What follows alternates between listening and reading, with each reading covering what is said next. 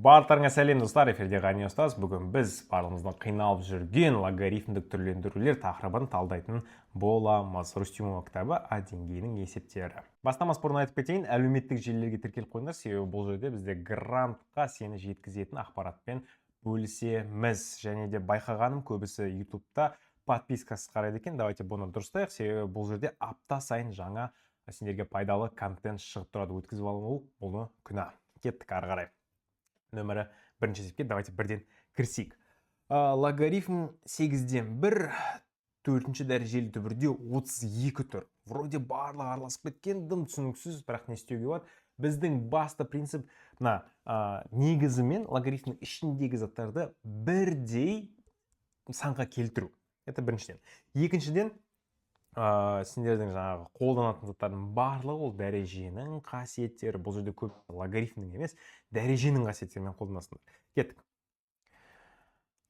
Еске түсіреміз. 8-ден 1 дегеніміз, вообще 8 дегеніміз ол 2-нің кубы, бірақ бөлімінде тұр. Давайте соны поэтапно қазір бірінші есепті толығымен шығарамыз, ары қарай уже сәл жеңілдетуге болады. 1 бөлінген 2-нің кубы дейік. Ал 32 дегеніміз ол 2-нің 5 дәрежесі, яғни 2-ні 5 рет өзіне көбейтсек, 32 шығады екен. Так, енді логарифм 2-нің минус 3 дәрежесі дейміз. Мына жерде 2-нің, енді мұқият болыңдар. Неге минус дедік? Мына жерде себебі бөлшегінен алымына көтердік, сонда минус дәреже болады. Одан кейін барып, мына 4-ші дәрежелі түбірмен не істейсіңдер? Түбір әрдайым бөлшекке кетеді дәрежені. Бөліміне кетті. Мына жерде 5 тұрса 5 дәреже болады. 6 тұрса 6 дәрежені астына бөліміне жазатын едік. Енді сұрақ туындайды, мынаумен не істейміз? Мына затты алыңдар. Қазір мен мына жерге бөлшек қоям. Бөлшектің алымына мына дәреже барады, яғни үстіңгі жағына мына дәреже болады. 5 бөлінген 4. Астыңғы типі, астыңғы жағына, яғни бөлшегіне мына минус 3 дейтін дәреже барады. Мына жерге минус 3 деп қоямын. Логарифм 2. Көрдіңдер ғой, логарифм 2 деген нәрсе ол бірді береді. Мынаны біз ары қарай уже ескермей қойсақ болады. Біздің басты енді қарайтын затымыз 5 бөлінген 4. Мына жерде минус 3 дейді. Бөлшек 4 бөліміне барады. 5 бөлінген минус 12 дәреже. Немесе минус 5 бөлінген 12 деп жазып қойсақ болады. Міне есептің жауабы шықты. Ары қарай нөмірі 2-ші есеп. Ой, мынау оңай енді. Қарап қойыңдар. Логарифм 9 дейді. Еске түсіреміз. 9 дегеніміз бізде логарифм 3-тің квадраты. Дұрыс па? Ал мына 3-тен 1 дәреже. Жаңа біз көрдік. Бөлімінен алымына шығару үшін минус дәреже бересіңдер. 3-тің деп минус дәрежесі деп бастасаңдар болады. Мына еске түсірейік, куб тұр, значит, бөлшекке 3 қоямыз. Алымына не қоямыз деген сұраққа мен бірден жауап берейін. Мына жерде дәреже жоқ қой, дым жоқ. Значит, 3-тен 1 дейсіңдер. Мынау алымына барады, мынау бөліміне барады жаңағыдай. Так, минус 1 бөлінген 3, жерде бөлінген 2. 3-іміз төмен түседі, минус 1 бөлінген 6 болады екен. Все, есеп шықты. Датаву оңай жағдай. Нөмірі 3-ші есеп. Логарифм 2 негізді синус 135 градус. Синус 135 градус дегеніміз ол бізде кестелік мән, оны обязательно жаттап алу керек. Түрлендіру 180 минус альфа дейтін зат. Так, қараймыз. Логарифм 2. 180 минус альфа ол альфаның өзі, яғни мынаны 180 минус 45 деп қабылдап, просто синус 45 деп жаза салсам болады. Бізде күшті сондай керемет тригонометрияның қасиеттері бар. Ал синус 45 дегеніміз кесте бойынша түбірасты 2 бөлінген 2. Логарифм 2 негізді, түбірасты 2 бөлінген 2. Енді мынаумен қалай жұмыс істейміз? Жаттап алыңдар. Логарифм 2 негізді. Түбірасты 2 дегеніміз ол 2-нің 2-ден 1 дәрежесі. Түбір дегеніміз ол квадрат түбір, бөлінген 2. 2-нің 1 дәрежесі деп қарастырсақ болады. Егер дәреже жоқ болса 1 дейсіңдер, жаңа айттым ол туралы. Логарифм сонда 2 негізді, енді қараңдар. Бірдей негізді сандар бөлініп тұр. 2-нің 2-ден 1 минус 1 дәрежесі десек. Яғни бізде негіздері бөлінсе, дәрежелер бір-бірінен азайтылады. Мына логарифм 2 негізді 2, минус 2-ден 1 дәреже. Алдына шығарып жібере салсақ, просто минус 2-ден 1 болып бара салады екен, жауабы осы. Нөмірі 4-ші есеп. Жаңағы алдыңғы 2-ші есепке өте ұқсас екен. Логарифм мына жерде бізде 2-нің кубы, мына жерде 2-нің минус 3-тен 1 дәрежесі. Бұны біз алдыңғы есептен көшіріп алдық десек болады.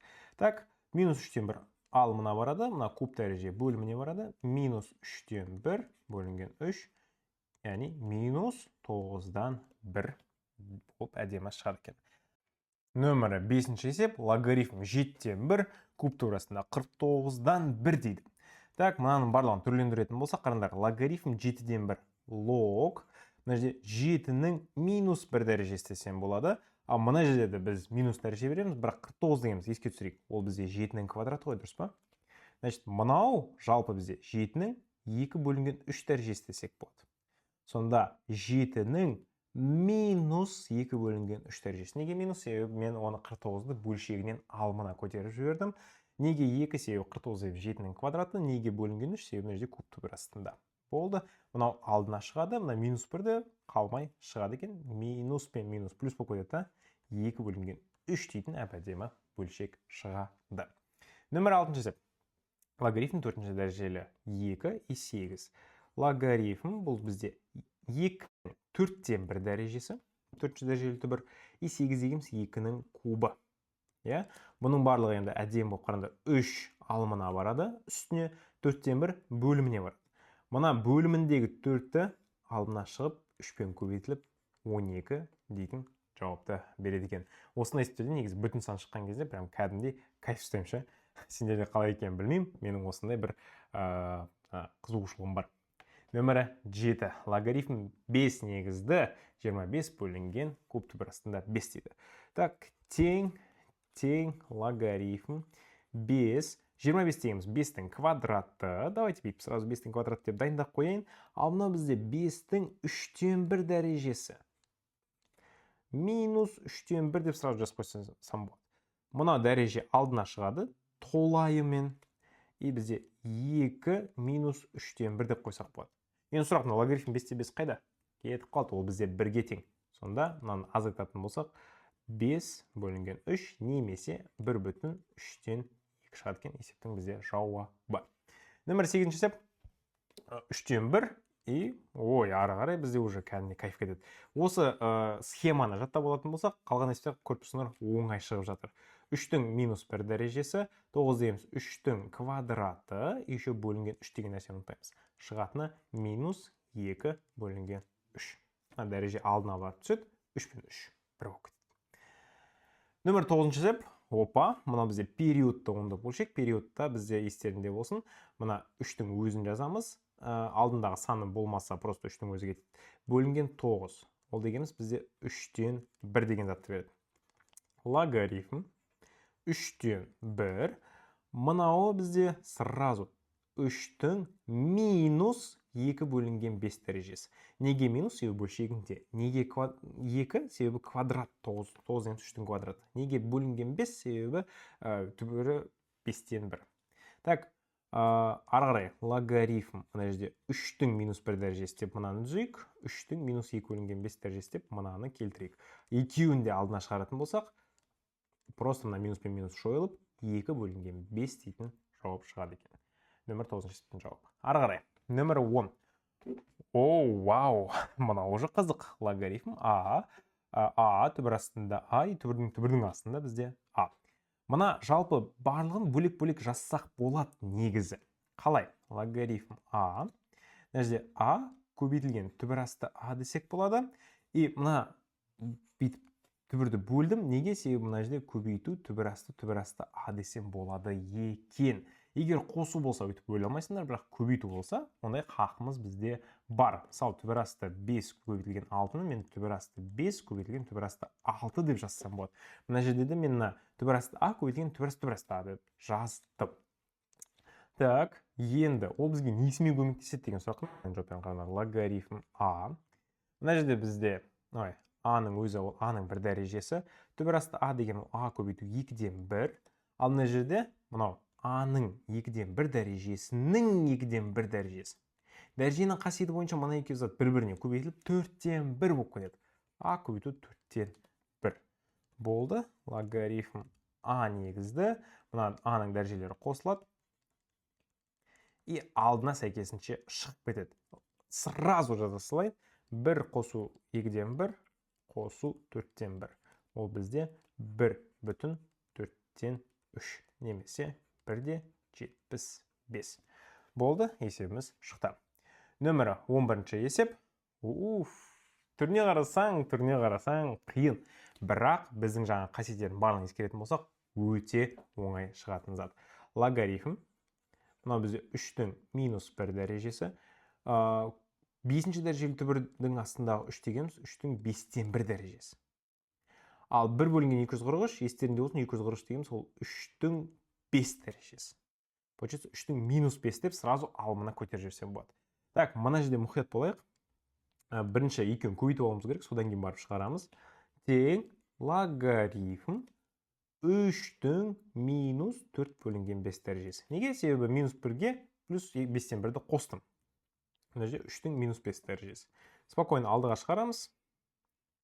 Қарадар, бірақ мұқият болыңдар. Мына жерде вот замануха ше мына по идее. 5 пен 5-ті алып көбейткім келеді. Бірақ минус 5 бөлінген деп прям моймай мынандай заттарға шыдап минус 4 бөлінген 5 дейсіңдер. Егер соны шыдайтын болсыңдар, байқайтындарың 5-і негізі алымына кетеді. Мына минус қысқарып кетеді.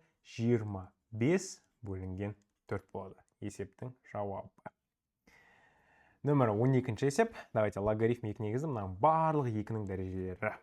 Логарифм 2 негізді алымында 2-нің 5 бөлінген 4 дәрежесі. 32 дегеніміз 2-нің 5 дәрежесі. Если что. Нәжде 2-нің 3-тен 1 дәрежесі. Бөлімінде 2-нің кубы, по идее, бірақ түбір астында. Все. Логарифм 2 негізді. Нәжде 2-нің жалпы дәрежесі десек 5 бөлінген 4 минус 3. Көбейту плюс, значит, 3-тен 1 минус 3 бөлінген 2. Ортақ бөлім береміз. Ортақ бөлімі 12, нәжде 3, нәжде 4, нәжде 6 берсек. Так, бетекші мына логарифм жазым кеп тұрған жоқ. Сразу типа жойылып кетеді деп есептейміз да, ана дәрежесіне тез салсақ жеткілікті. Ағай, не үшін өзіне кіретке жазып отыр, Нәжге теңді мына жерге қойын. Так. 15 плюс 4 минус 18 бөлінген 12. 15 плюс 4 19, 19-дан 18-ді айтсақ 1, и мына жерде бөлімінде 12 шығады екен. 12-ден 1. Пайда әдемі жауап былайша айтқанда өз жағынан, себебі 1 деген пайда сирек кездеседі.